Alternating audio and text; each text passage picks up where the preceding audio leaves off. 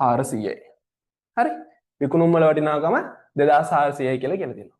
ඊට පස්සේ ගාණ කියලා තියෙනවා.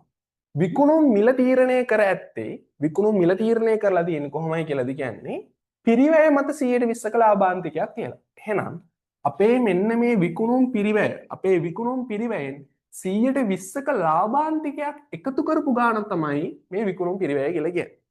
හරි? අපේ 120ක ලාභාන්තිකයක් එකතු කරපු ගාණ තමයි විකුණුම් මිල වෙලා තියෙන්නේ. මොකටද ලාභාන්තිකය එකතු කරලා තියෙන්නේ ළමයි?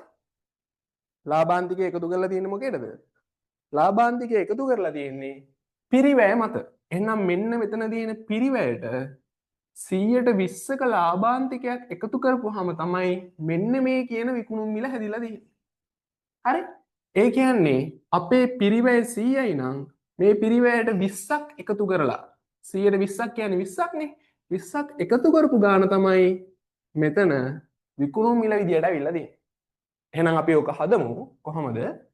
2400ක් කියන්නේ 120ක් නම් 2400ක් කියන්නේ 120ක් නම් අපි බලමු මෙතන 100ක් වෙන්නේ මොකක්ද කියලා.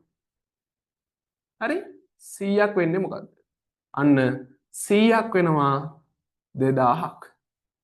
2000ක් තමයි 100 වෙන්නේ. හරි? 100 වෙන්නේ කීයද ළමයි? 2000. හරි? 2000 තමයි 100 වෙන්නේ. 2000. එතකොට ව්‍යාපාරයේ පිරිවැය කීයද? ව්‍යාපාරයේ පිරිවැය කීයද? 2000යි. එහෙනම් ඔයාලා දන්නවා ආරම්භක තොගයට ගැනුම් 1750ක් එකතු කරලා ඒකෙන් ආපසු යවුම් ටික අඩු කරලා එන උත්තරෙන් යම්කිසි ගාණක් අඩු කරාට පස්සේ මොකද්ද මේ යම්කිසි ගාණ? ඒක තමයි අවසාන තොගය. ඒක අඩු කරාට පස්සේ තමයි අපිට මොකක් එන්නේද? විකුණුම් පිරිවැය එන්නේ. එතකොට ඔන්න විකුණුම් පිරිවැය අඩු කරාට පස්සේ විකුණුම් වලින් අපිට එනවා දල ලාභය 400යි කියලා. හරිද? දල ලාභය 400යි කියලා. ඔහොම තමයි කතන්දරේ.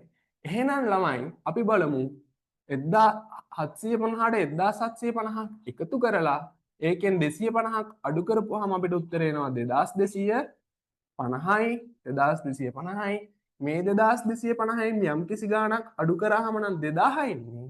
අපිට පුළුවන් 2250න් 2000ක් අඩු කරපුවාම මෙතන තිබ්බ ගාණ හොයාගන්න. මේ ගාණ කීයද? 250යි. එහෙනම් ඔන්න ළමයි ව්‍යාපාරයේ අවසාන තොගේ විදියට තිබිලා තියෙනවා. කීයක්ද? 250. එහෙනම් මේ අවසාන තොගේ 250 තමයි විනාශ වෙලා තියෙන්නේ. එහෙනම් විනාශ වූ තොගේ පිරිවැය කීයද? විනාශ වූ තොගේ පිරිවැය 250.